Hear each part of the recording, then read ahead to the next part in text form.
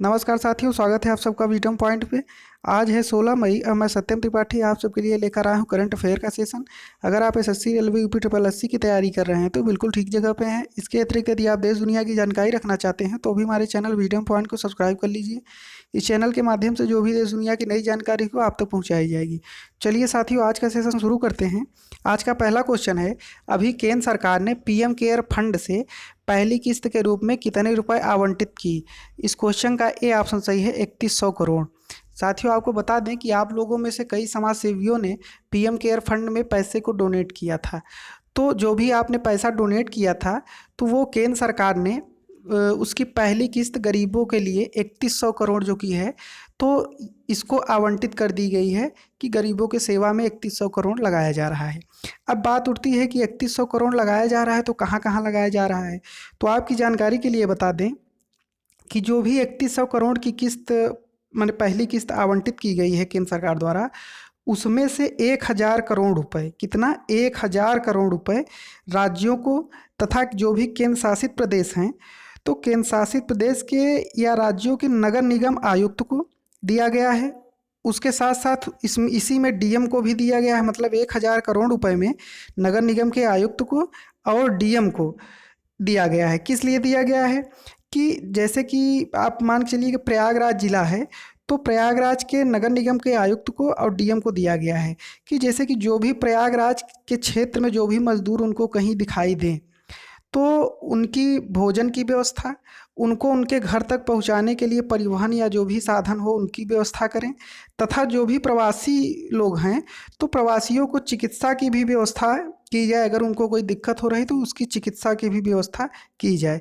तो 1000 करोड़ मतलब सिर्फ प्रयागराज में नहीं दिया गया है, पूरे देश में, अपने भारत में जितने भी राज्य और जितने भी केंद्र शासित प्रदेश हैं तो उनको 1000 करोड़ रुपए दिया गया है इस चीज़ के लिए, मतलब इस काम के लिए।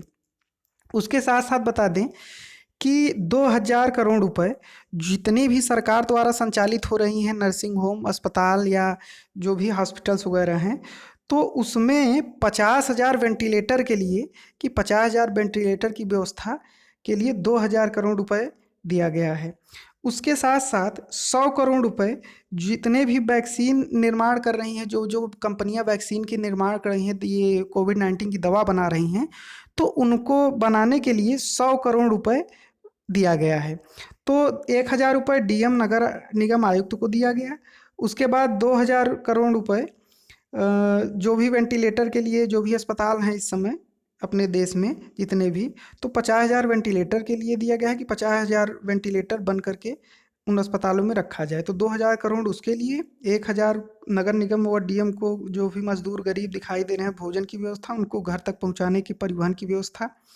उसके साथ 100 करोड़ रुपए और बचता है। तो 100 करोड़ जितनी भी कंपनियां वैक्सीन तैयार करने में लगी हैं तो उनका भी कुछ खर्चा लगता होगा, तो 100 करोड़ उसके लिए दिया गया है। उम्मीद है साथियों ये सारे चीज़ आपको अच्छे से समझ में आए होंगे। और अभी कुछ लोग हम देख रहे थे कि कुछ लोग इस जो भी फंड बनाया गया था उस पर भी उंगली उठा रहे थे। तो उनकी जानकारी के लिए ज़रूर बता दें कि ये वीडियो को ज़रूर देखें, तो उनको पता चल जाएगा कि पैसा जो भी दान किया गया था वो कहाँ कहाँ काम में लाया जा रहा है। अब अगले क्वेश्चन पे, क्वेश्चन नंबर 2 है, अभी किन राज्यों तथा यूटी द्वारा जल जीवन मिशन शुरू करने की घोषणा की गई है। इस क्वेश्चन का सी ऑप्शन सही है, उपयुक्त दोनों। साथियों, ए हरियाणा, बी जम्मू कश्मीर। जम्मू कश्मीर और हरियाणा में सरकार ने ये निर्णय लिया है कि जल जीवन मिशन के तहत 2024 तक सभी ग्रामीण परिवारों को स्वच्छ जल प्रदान किया जाए। अब जैसा कि आप सब लोग जानते हैं कि इस समय मजदूरों का सबसे ज़्यादा हालत ख़राब हुआ है कोविड-19 के चलते, तो अब उनको काम की ज़रूरत है। तो इसमें सरकार जैसे जल जीवन मिशन शुरू कर रही है तो इसमें पाइपलाइन होगा, अंडरग्राउंड होगा, तो इसी के द्वारा सबके यहाँ पानी पहुँचेगा। 2024 तक टारगेट रखा गया है।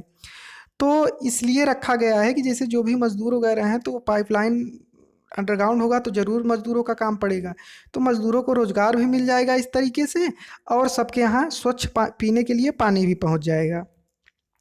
जल जीवन मिशन की जो शुरुआत है वो पीएम द्वारा 2019 के स्वतंत्रता दिवस के अवसर पर घोषणा किया गया था कि 2024 तक सबको स्वच्छ जल पीने के लिए प्रदान किया जाएगा। और हमारे जल शक्ति मंत्री जो हैं वो गजेंद्र सिंह शेखावत जी हैं। अब अगले क्वेश्चन पे चलते हैं। क्वेश्चन नंबर 3 है, अभी किस राज्य द्वारा होप पोर्टल लॉन्च किया गया है? इस क्वेश्चन का सी ऑप्शन सही है, उत्तराखंड। साथियों आपको बता दें कि अभी उत्तराखंड सरकार द्वारा होप नाम से एक पोर्टल लॉन्च किया गया है। अब ये पोर्टल क्या करेगा, पहले इसका नाम जानिए। होप का पूरा नाम है हेल्पिंग आउट पीपल एवरीवेयर, इसका पूरा नाम है। अब ये पोर्टल किस रूप में काम करेगा, इसका क्या काम होगा, तो जितने भी राज्य के युवाओं के साथ साथ जो भी युवा बाहर से लौटे हैं उनका डाटा इस पोर्टल के माध्यम से एकत्रित किया जाएगा और प्रशिक्षित युवाओं के लिए रोजगार का अवसर जो भी होगा इस पोर्टल के माध्यम से उनको उत्पन्न किया जाएगा। तो साथियों आपको बता दें कि ये काम उत्तराखंड सरकार द्वारा किया गया है। अगले क्वेश्चन पे चलते हैं। क्वेश्चन नंबर 4 हमारा है, अभी कौन सी कंपनी ने फैमिली सेफ्टी नाम से एक ऐप लॉन्च किया है? तो इस क्वेश्चन का बी ऑप्शन सही है, माइक्रोसॉफ्ट। साथियों आपको बता दें कि माइक्रोसॉफ्ट ने अभी फैमिली सेफ्टी नाम से एक ऐप लॉन्च किया गया है। अब इस ऐप के माध्यम से क्या होगा कि जो भी माता पिता होंगे वो, जैसे कि लड़के होते हैं तो नेट वगैरह चलाते हैं तो कहीं गलत साइट पे पहुंच जाते हैं चलाते चलाते, तो जो भी उनके माता पिता हैं इस फैमिली सेफ्टी नामक ऐप से अपने बच्चों की गतिविधि पे नज़र आसानी के साथ रख सकेंगे। अब बात माइक्रोसॉफ्ट की आती है, तो माइक्रोसॉफ्ट की स्थापना 4 अप्रैल 1975 को हुई थी और इसका हेडक्वार्टर रेमंड अमेरिका में है जो कि, और संस्थापक इसके पॉल एलन व बिल गेट्स हैं और इसके सीईओ माइक्रोसॉफ्ट के सीईओ सत्या नडेला जी हैं। अब अगले क्वेश्चन नंबर 5 है, अभी 11वीं हॉकी इंडिया सीनियर पुरुष राष्ट्रीय चैंपियनशिप का आयोजन किस वर्ष किया जाएगा? इस क्वेश्चन का बी ऑप्शन सही है, 2021। साथियों आपको बता दें कि 2021 में 11वीं हॉकी इंडिया सीनियर पुरुष राष्ट्रीय चैंपियनशिप का आयोजन महाराष्ट्र में किया जाएगा। आपकी जानकारी के लिए बता दें कि 11वीं हॉकी इंडिया जूनियर पुरुष तथा सब जूनियर पुरुष राष्ट्रीय चैंपियनशिप का भी आयोजन 2021 में ही हरियाणा में किया जाएगा। इसके साथ साथ 11वीं हॉकी इंडिया जूनियर महिला तथा सब जूनियर महिला राष्ट्रीय चैंपियनशिप ये भी 2021 में झारखंड में इसका आयोजन किया जाएगा। इसके अलावा 11वीं हॉकी इंडिया सीनियर महिला राष्ट्रीय चैंपियनशिप का आयोजन अपने प्रदेश, उम्मीदों का प्रदेश उत्तर प्रदेश में इसका भी आयोजन किया जाएगा। अब अगले क्वेश्चन पे चलते हैं। क्वेश्चन नंबर 6 है, अभी कौन सी राज्य सरकार ने पीपीई किट पर 50% सब्सिडी देने की घोषणा किया है? इस क्वेश्चन का ए ऑप्शन सही है, उत्तर प्रदेश। साथियों आपको बता दें कि उत्तर प्रदेश इस समय रोज़ नई नई योजनाओं का शुभारंभ अनावरण कर रही है। इसी क्रम को जारी रखते हुए अभी उत्तर प्रदेश की सरकार ने निर्णय लिया है कि जितने भी उत्तर प्रदेश में आयुष्मान भारत योजना के तहत जितने भी हॉस्पिटल, नर्सिंग होम या जो भी अस्पताल होंगे, ये जितने भी पंजीकृत होंगे आयुष्मान भारत योजना के तहत, उनको 50% सब्सिडी दे करके पीपीई किट प्रदान किया जाएगा। अब साथियों बता दें कि पीपीई किट क्या होता है। तो पीपीई किट का पूरा नाम है पर्सनल प्रोटेक्टिव इक्विपमेंट। मतलब जैसे आप लोग देखते होंगे कि हॉस्पिटल में जो भी कोविड-19 के मरीज होते हैं तो उनके इलाज करने के लिए डॉक्टर जाते हैं तो एक विशेष रूप से ड्रेस पहन के जाते हैं, तो उसी को पीपीई किट कहते हैं। उसके साथ साथ जो भी सफाई कर्मी वगैरह लगे हैं इस समय, तो इन लोगों को भी एक विशेष रूप से ड्रेस दिया जाता है कि जिससे कि ये लोग सुरक्षित रहें, इनको कोविड-19 का खतरा न रहे। तो ये जो किट दिया जा रहा है, तो जितने भी आयुष्मान भारत योजना के तहत जितने भी हॉस्पिटल वगैरह पंजीकृत हैं उत्तर प्रदेश में, तो उनको 50% सब्सिडी के साथ साथ इनको किट प्रदान किया जाएगा। अब अगले क्वेश्चन पे चलते हैं। क्वेश्चन नंबर 7 है, अभी कौन से राज्य सरकार ने कक्षा 10वीं व 12वीं की शेष परीक्षाओं को रद्द करने की घोषणा किया है? इस क्वेश्चन का बी ऑप्शन सही है, छत्तीसगढ़। साथियों आपको बता दें कि 10वीं और 12वीं की बोर्ड की जो परीक्षा थी वो चल रही थी, तभी कोविड-19 अपने उग्र रूप में आ गया था। तो इसको देखते हुए सारी परीक्षाओं को रद्द कर दिया गया था। रद्द का मतलब स्थगित कर दिया गया था कि आगे देखा जाएगा। तो अभी छत्तीसगढ़ की सरकार ने निर्णय लिया है कि उनके यहाँ जो भी 10वीं तथा 12वीं बोर्ड की परीक्षा जो शेष माने स्थगित थी, तो उसको रद्द कर दिया गया है। मतलब वो परीक्षाएं नहीं होंगी। इनके जो भी पिछले अंक होंगे 10वीं तथा 12वीं कक्षा में जितने भी विद्यार्थी पढ़ते थे, तो उनके जो पिछले अंक होंगे, पिछले पेपर के जो भी अंक होंगे, उसी आधार पर उनको नंबर दे दिया जाएगा और उनको अगले कक्षाओं के लिए पदोन्नत कर दिया जाएगा। अब बात छत्तीसगढ़ की आती है, तो छत्तीसगढ़ की राजधानी रायपुर है। मुख्यमंत्री वहाँ के भूपेश बघेल जी हैं और राज्यपाल वहाँ की अनुसुईया उइके जी हैं। अगले क्वेश्चन नंबर 8 है, अभी किस देश ने आई फील यू ब्रेसलेट विकसित किया है? इस क्वेश्चन का ए ऑप्शन सही है, इटली।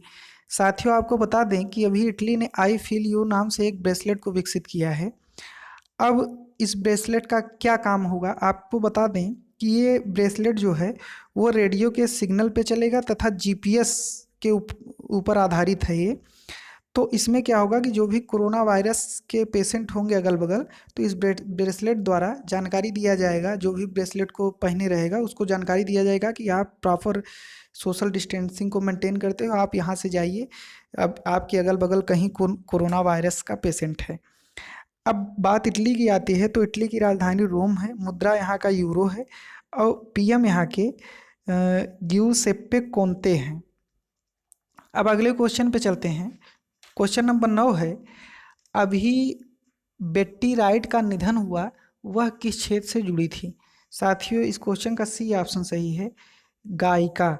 साथियों, जो बेट्टी राइट थी वो एक गायिका थी, तो इनका अभी हाल ही में निधन हो गया है। अब ये कहाँ की थी? तो ये अमेरिका की थी और इनका जन्म हुआ था 21 दिसंबर 1953 में और इनका मृत्यु अभी हाल ही में 10 मई को हुआ है। अब अगले क्वेश्चन पे चलते हैं। क्वेश्चन नंबर 10 है, अभी भारतीय पुरातत्व सर्वेक्षण के नए अध्यक्ष कौन बने हैं? इस क्वेश्चन का ए ऑप्शन सही है, वी विद्यावती अभी भारतीय पुरातत्व सर्वेक्षण के नए अध्यक्ष के रूप में नियुक्त किए गए हैं। अगले क्वेश्चन पे चलते हैं। क्वेश्चन नंबर 11 है, अभी किस कंपनी द्वारा अपने कर्मचारियों को हमेशा वर्क फ्रॉम होम का अवसर प्रदान किया गया है? इस क्वेश्चन का ए ऑप्शन सही है, ट्विटर। साथियों, आपको बता दें कोविड-19 के चलते कई सारी तो कंपनियां बंद हो चुकी हैं और जो भी कंपनियां चल रही हैं, तो उसमें से जो ट्विटर है, तो ट्विटर ने अपने कर्मचारियों को कहा है कि आप हमेशा के लिए आप जो भी हमारे कंपनी का काम है वो आप आसानी के साथ घर से बैठ के कर सकते हैं। अगर आपको ऑफिस नहीं आना है तो आप घर से ही हमारी कंपनी का काम करिए। उम्मीद है साथियों ये सारे क्वेश्चन आपको अच्छे से समझ में आ गए होंगे। अगर ये वीडियो पसंद आया हो तो लाइक करके अपने दोस्तों के साथ शेयर जरूर करिएगा। बहुत बहुत